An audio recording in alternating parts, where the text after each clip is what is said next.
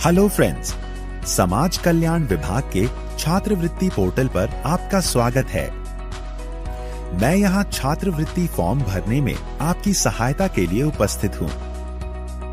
छात्रवृत्ति फॉर्म को सही तरीके से भरने के लिए कृपया इस प्रक्रिया का पालन करें। यह है छात्रवृत्ति योजना के सक्षम पोर्टल का होम पेज। यहाँ स्क्रीन के दाईं ओर दिए गए स्टूडेंट बटन को दबाते ही दो विकल्प रजिस्ट्रेशन और लॉगिन दिखेंगे। यहाँ पहले विकल्प रजिस्ट्रेशन को चुनें। रजिस्ट्रेशन केवल फ्रेश फॉर्म भरने वाले छात्रों के लिए ही है। जो रिन्यूअल के छात्र हैं, उन्हें केवल गत वर्ष के अंक तथा प्रवेश की तिथि एवं विश्वविद्यालय द्वारा दिया गया एनरोलमेंट नंबर, गत वर्ष प्राप्त अनुरक्षण भत्ता व फीस एवं वर्तमान वर्ष में जमा की गई फीस का विवरण ही भरना है। फ्रेश फॉर्म भरने वाले छात्रों के लिए रजिस्ट्रेशन का विकल्प चुनते ही एक नया पेज खुलेगा, जिसमें मांगी गई सभी सूचनाएं सही भरें। और हाँ, जो पासवर्ड आप बनाएंगे उसे जरूर कहीं लिख लें। फॉर्म भरने के बाद सबमिट का बटन दबाएं। सबमिट करते ही यह रजिस्ट्रेशन स्लिप आपके सामने होगी। इसमें लिखे रजिस्ट्रेशन नंबर से ही आप लॉगिन कर पाएंगे, अतः इसे प्रिंट करके सुरक्षित रखें। अब आपको लॉगिन करना होगा, परंतु उससे पहले कुछ जरूरी प्रपत्र या डॉक्यूमेंट अपने पास निकाल कर अवश्य रख लें, जो आपको इस फॉर्म भरने की पूरी प्रक्रिया में काम आएंगे। यह डॉक्यूमेंट्स हैं शैक्षिक योग्यता का अंक पत्र या प्रमाण पत्र, जाति प्रमाण पत्र, आय प्रमाण पत्र, बैंक पासबुक, शिक्षण संस्थान में जमा की गई शुल्क की रसीद, पाठ्यक्रम की अनिवार्य वार्षिक नॉन रिफंडेबल शुल्क धनराशि, वर्तमान विश्वविद्यालय या बोर्ड का अपना पंजीयन क्रमांक, और हाँ, एक स्कैन की हुई पासपोर्ट आकार की फोटो भी, जो 20 KB से ज्यादा की ना हो। अब लॉगिन करने के लिए पुनः होम पेज पर जाएं और स्टूडेंट वाले बटन के अंदर जाकर दूसरे विकल्प लॉगिन को चुनें। ध्यान रहे, लॉगिन उसी रजिस्ट्रेशन नंबर और अपने बनाए पासवर्ड से करें जो आपने रजिस्ट्रेशन करते समय लिखा था।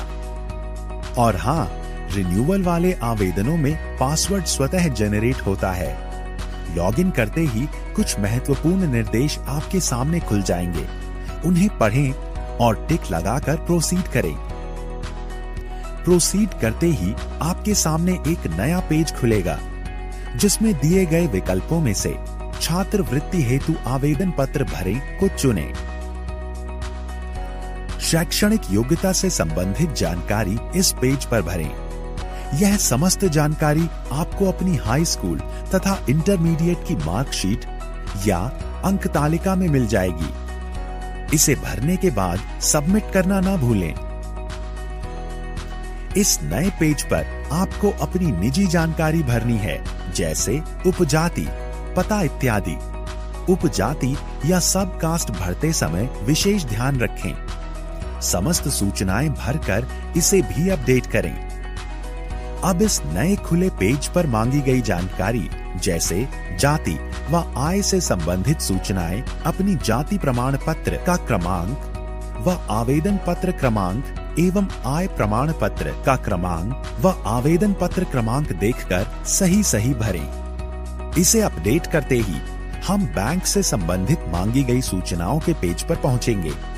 इन सूचनाओं को भरने के लिए अपनी बैंक पासबुक की मदद लें तथा जनपद, बैंक का नाम व बैंक शाखा का नाम सही सेलेक्ट करें तथा खाता नंबर ध्यानपूर्वक सही भरें। यहाँ जनपद वही चुनें जिस जनपद में आपका बैंक खाता हो, और इस बात का विशेष ध्यान रखें कि किसी भी स्थिति में यह बैंक खाता बंद न हो, क्योंकि इसी खाते में आपकी छात्रवृत्ति की धनराशि हस्तांतरित होगी।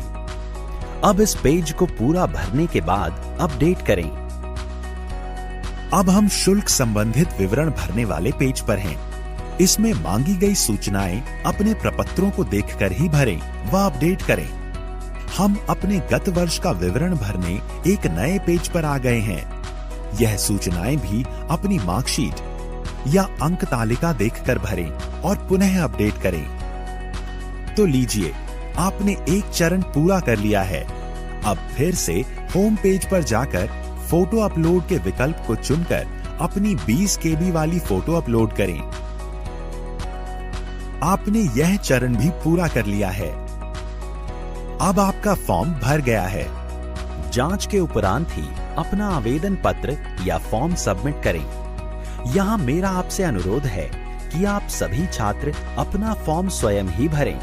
यदि किसी अन्य माध्यम द्वारा फॉर्म भरवा रहे हैं तो सभी प्रविष्टियां भरवाने के बाद स्वयं जांच लें और फॉर्म भर जाने के बाद प्रयुक्त हुई सूचनाएं व अपना पासवर्ड अपने पास ही सुरक्षित रखें। अपना भरा हुआ फॉर्म दिखाए गए प्रिंट विकल्प से प्रिंट करें। कतिपय त्रुटियों के बारे में स्क्रूटिनी के उपरांत यदि कोई कमी है तो 3 दिन के अंदर इसी पोर्टल पर आकर फॉर्म संशोधन के विकल्प में जाकर संशोधित करें। अब अपनी संस्था के लिए फॉर्म का एक फाइनल प्रिंट निकालें।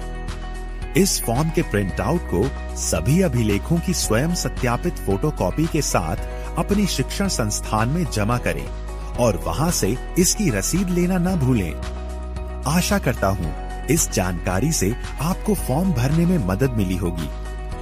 इसके साथ ही मैं समाज कल्याण विभाग की ओर से आपको आपके उज्जवल भविष्य की शुभकामनाएं देते हुए आपसे विदा लेता हूं। धन्यवाद।